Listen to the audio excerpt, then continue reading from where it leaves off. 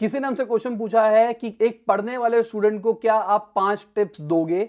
देखिए, पहली सबसे बड़ी टिप दे रहा हूं जो कि शायद बहुत सारे लोगों को बुरी लगने वाली है, वो ये है, मार्क्स के पीछे मत भागना, कुछ नहीं मिलता मार्क्स लेके।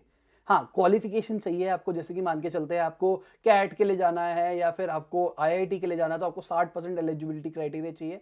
इतना आ जाता है अगर आप ढंग से पढ़ते हो तो। पर मार्क्स के पीछे मत भागो, कंसेप्ट के पीछे भागो।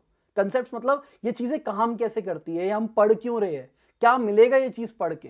मेरे बहुत सारे जान पहचान वाले ऐसे लोग थे मेरी लाइफ के अंदर जिनके मुझसे थ्रू आउट लाइफ अच्छे नंबर आए, 10th में, 12th में, इंजीनियरिंग में, एमबीए में। पर उनके कंसेप्ट क्लियर नहीं थे। नंबर मुझसे हमेशा ज्यादा लाते थे, कंसेप्ट क्लियर नहीं थे।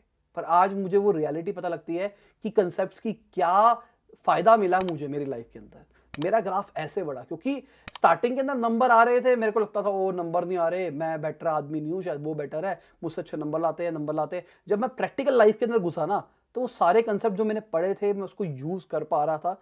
तो मेरे लिए तो बेटर चीज थी ना। नंबर लेके क्या उखाड़ोगे, मैं तो अपना बिजनेस कर रहा हूं। जब मैंने नौकरी भी करी, भाई मुझसे नहीं पूछा गया नंबर, ईमानदारी से बता रहा हूं। शायद पहले जो जॉब थी वहां पे क्राइटेरिया था कि एलिजिबिलिटी क्राइटेरिया था, शायद 70% चाहिए था उनको एमबीए के अंदर। वो एलिजिबिलिटी क्राइटेरिया था क्योंकि वो आदित्य बिरला ग्रुप था, लुई फिलिप के लिए वो हायर कर रहे थे बंदों को, तो वहां पे 70% का क्राइटेरिया था। बाकी कहीं पे भी नहीं देखा मैंने जिंदगी में। वहां से नौकरी करने के बाद जहां स्विच मारा है, कहीं पे भी नहीं मांगा उन्होंने। कहते कहां से करके आओ, क्या है, इंटरव्यू हुआ, बात हुई, उन्होंने समझ में आ गया मैं कौन हूं, बस हो गया खत्म। कुछ ऐसा हुआ ही नहीं कभी भी कि कोई नंबर मांग रहा है आपसे। तो कंसेप्ट समझो, साथ में कंसेप्ट्स को अप्लाई करना सीखो। अप्लाई करने का मतलब वो चीज काम कैसे करती है। अगर आपको ट्रिग्नोमेट्री भी पढ़ा रहा है ना कोई, तो आपको समझना है वो ट्रिग्नोमेट्री की प्रैक्टिकल एप्लीकेशन क्या है। आज मैं यूट्यूब पे भी देख रहा हूं, बहुत सारे लोग अपने यूट्यूब चैनल बना रहे हैं, उसको मार्केट कर रहे हैं कि भाई हम रेवोल्यूशन ले आएंगे एजुकेशन इंडस्ट्री के अंदर, पर वो फिर नंबर लाने के ऊपर फोकस कर रहे हैं। नंबर लाने से कुछ नहीं होता, ईमानदारी से बता रहा हूं, एलिजिबिलिटी क्राइटेरिया लाओ। कॉन्ट्राडिक्टरी बात कर रहा हूं मैं, बहुत सारे लोग शायद ऑफेंड भी हो सकते हैं इससे, पर मैं रियलिटी बता रहा हूं, अपनी रियलिटी से बता रहा हूं। कंसेप्ट समझ में आ जाएगा ना, सब कुछ उखाड़ लोगे। जो आपको नंबर लाने की बात करते हैं ना, उनसे बात करना सरफेस टेंशन की रियलिटी क्या होती है। यार मुझे बहुत गर्मी लग रही है, सरफेस टेंशन का यूज करके दिखाओ। मैंने अपनी रियल लाइफ के अंदर, मैंने इंजीनियरिंग करी है, मैंने अपनी रियल लाइफ के अंदर उन कंसेप्ट्स को जो पढ़ा था ना, उसको यूज किया है। ऐसे यूज नहीं किया कि मिसाइल चला रहा हूं मैंने छोटी छोटी चीजों के अंदर उसका यूज किया है, जो कि बंदा सोच ही नहीं सकता यार ये चीजें ऐसे भी काम आ सकती है या फिर नहीं आ सकती है। पर अगर आपको नंबर ही लाने हैं तो मैं टेक्निक बता देता हूं जो कि मैंने अपनी इंजीनियरिंग के अंदर सीखी है। मेरे इंजीनियरिंग में जो केमिकल इंजीनियरिंग में एचओडी थे, उन्होंने मुझे सिखाई, जो हमारे टॉपर्स थे उनकी मार्कशीट दिखा दिखा के। देखिए सिंपल सी बात, कोई पूछता है what is this, this is this, मैं ऐसे आंसर देता था। तो आपको दिस इज दिस नहीं लिखना, आपको एक्सप्लेन करना है व्हाट इज दिस, ये कहानी है तब की, ऐसा हुआ था, ऐसा हुआ था, ऐसा हुआ था, ऐसा हुआ था, ऐसा हुआ था। बीच में चार्ट, ग्राफ वगैरह वगैरह पेल दो, फिर बताओ ये 5-10 पेजों के बाद बताओ दिस इज दिस। उसी में नंबर मिलते हैं। इंजीनियरिंग में तो ऐसा कहा जाता था कि नंबर ऐसे देखे जाते हैं कि आपकी कॉपी का वेट क्या है, उसको मल्टीप्लाई कर देते हैं किसी फॉर्मूले के साथ में, वैल्यू भर के जो आंसर आता है वो आपके नंबर होते हैं। ऐसा बहुत सारी यूनिवर्सिटी में बोला जाता है। बेसिकली वो सब कहते हैं कि आपको शीटें भरनी है, तो शीटें भरने से ही सब कुछ होता है। नंबर लाने की बात चल रही है तो ग्राफ व्राफ भरोगे ना, तो इसकी वजह से शीटें जल्दी भर जाती है। मेरे कंसेप्ट क्लियर थे तो मैं खुद भी ग्राफ बना पाता था। कई बार कई कंसेप्ट आता था, मैं खुद ही ग्राफ प्लॉट कर देता था किस तरीके से वो चीज एक्ट करेगी। नहीं होता था कोई फॉर्मूला होता था उसके अंदर, मैं आर्बिट्री वैल्यू भर के, जैसे स्कूल के अंदर नहीं करते थे, एक डब्बा बना के एक्स और वाई की आर्बिट्री वैल्यू भर के और उसका चार्ट प्लॉट कर देता था कि अगर ये होगा तो देखिए ये ग्राफ बनेगा। शीटें तो भरनी है, ऑल दो कभी रियलिटी में वो चीजें यूज नहीं होने वाली, पर लोगों को नंबर के लिए करना पड़ता है।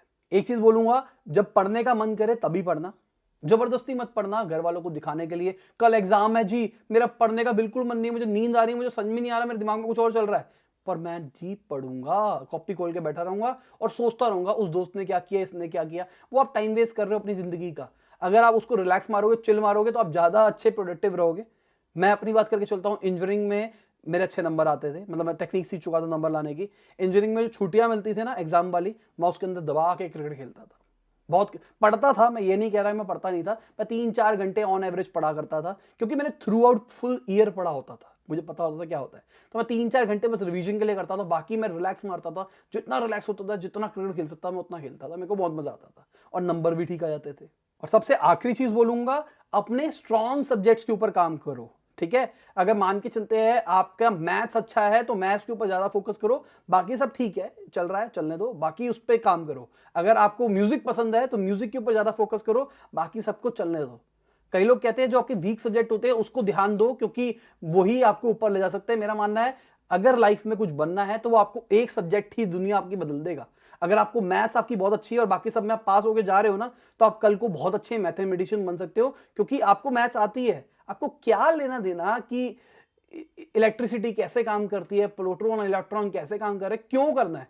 अगर आपको एक सब्जेक्ट के अंदर घुसना है तो उसी में घुसो ना। आपको अगर आर्टिस्ट ड्राइंग वाला बनना है, कुछ भी बनना है, आपको नहीं लेना ना बाकी सारी चीजों का, मैथ्स कैसे काम करती है क्या नहीं करती। ऑल दो मैथ्स का यूज हो सकता है हम जब कलर्स को मिक्स करते हैं उसके अंदर, कि कितने रेशियो के अंदर क्या चीजें डलेगी और क्या कलर बन जाएगा, पर वो आजकल सॉफ्टवेयर आते हैं उसके अंदर कुछ नहीं होता है, ठीक है। पर आपको ज्यादा चीजें जानने की जरूरत नहीं है, जो आपका स्ट्रॉन्ग चीज है, जो स्ट्रॉन्ग सब्जेक्ट है उसी के ऊपर ध्यान दो।